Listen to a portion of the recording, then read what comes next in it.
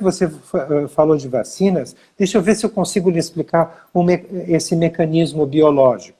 E que você e todas as pessoas que nos assistem, médicos ou não, entendam. Quando eu sofro uma infecção por um vírus, existe uma primeira linha de ataque, que é chamada de imunidade inespecífica, né, que é a primeira linha de defesa. Ela vem antes dos anticorpos. Tá? Nós não temos anticorpos porque nunca sofremos essa infecção. Muito bem, então a célula representativa do sistema imunológico dessa fase é chamada de macrófago. O que faz o macrófago? Veja só, ela engole o vírus. Tá? E se esse macrófago tiver quantidades suficientes de vitamina D, ele vai destruir esse vírus. Ele não vai só engolir o vírus, ele vai destruir esse vírus. E dentro dessa célula, esse vírus vai ser fragmentado em vários segmentos diferentes. E esta célula aqui englobou o vírus, destruiu o vírus, fragmentou esse vírus, ela vai selecionar, preste atenção, ela vai selecionar os segmentos deste micro-organismo que são mais adequados para a produção de anticorpos. E aí o que ele vai fazer? Então, quem vai fazer isso vai ser esta célula que inicialmente englobou e destruiu os vírus. Então, ela vai apresentar esses segmentos que são mais adequados para a produção de anticorpos, ela vai apresentar, e o nome técnico é exatamente isso, apresentação de antígenos, né? Ela vai apresentar os segmentos do vírus mais adequados para a produção de anticorpos para as células que produzem anticorpos, que são os linfócitos.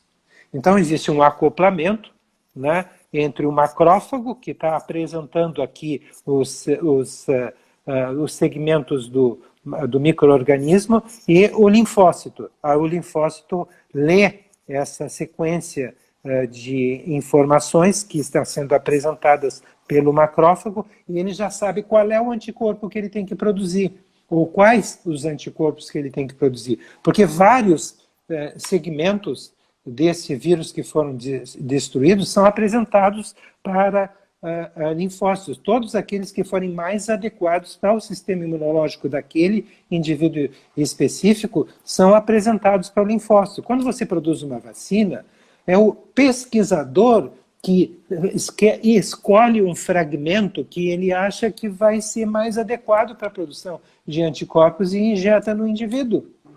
Entende? Não é uma situação natural. E só anticorpos, que a gente chama então de monoclonais, porque é produzido contra um único segmento do vírus, vai ser produzido, ao passo que a infecção natural vai produzir diversos anticorpos direcionados para várias partes daquele vírus ou daquele micro-organismo. Então, você imagina que se o vírus sofreu uma mutação e se transformou numa cepa que não tem mais aquele segmento que o pesquisador escolheu, né, essa vacina não vai servir absolutamente para nada. E como tem já várias... O senhor falou em 40 mil tipos de Covid, ou eu entendi errado?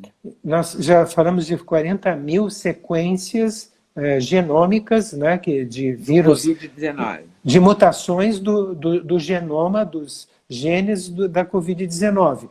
Nem sempre as mutações que ocorrem dão origem a uma cepa que é antigenicamente diferente, ou seja, que o sistema imunológico não reconhece como sendo o mesmo micro-organismo que foi atacado, que atacou o organismo anteriormente. Mas... Na sua opinião, então, é melhor não tomar a vacina do que tomar qualquer vacina? Oxford, chinesa, russa, inglesa, Johnson & Johnson... Na minha opinião, a pior situação possível é você vacinar pessoas com níveis baixos de vitamina D. Porque você vai acionar um sistema imunológico que está desregulado pela falta da vitamina D. E aí duas consequências vão acontecer. Desregulado, a vacina não funciona. Ela não vai sustentar a produção de anticorpos. Os linfócitos precisam da vitamina D para produzir anticorpos, contra os anticorpos que foram vamos dizer assim, estimuladas, tiveram a sua produção estimulada pela vacina, não vai sustentar. E aí já se publicou estudos mostrando que as pessoas não sustentam a produção de anticorpos neutralizantes. Meses depois já não tem mais anticorpos neutralizantes, e esse é um segundo mecanismo através do qual a pessoa pode se reinfectar, até com a mesma cepa. Então, veja, sem vitamina D não tem solução. Além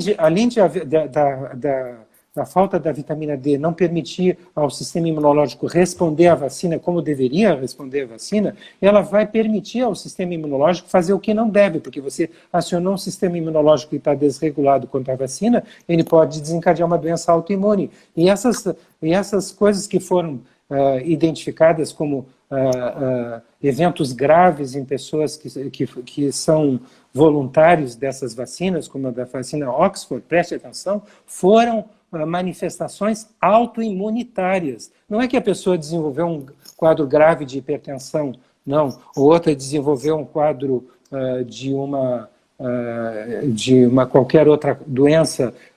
Não, foram quadros de doenças autoimunes, em que o sistema imunológico atacou o sistema nervoso central, produzindo esclerose múltipla, produzindo uma variante da esclerose múltipla, que é chamada de mielite transversa. Ou seja, a vacina que acionou o sistema imunológico, induziu uma doença autoimune, não qualquer outra doença.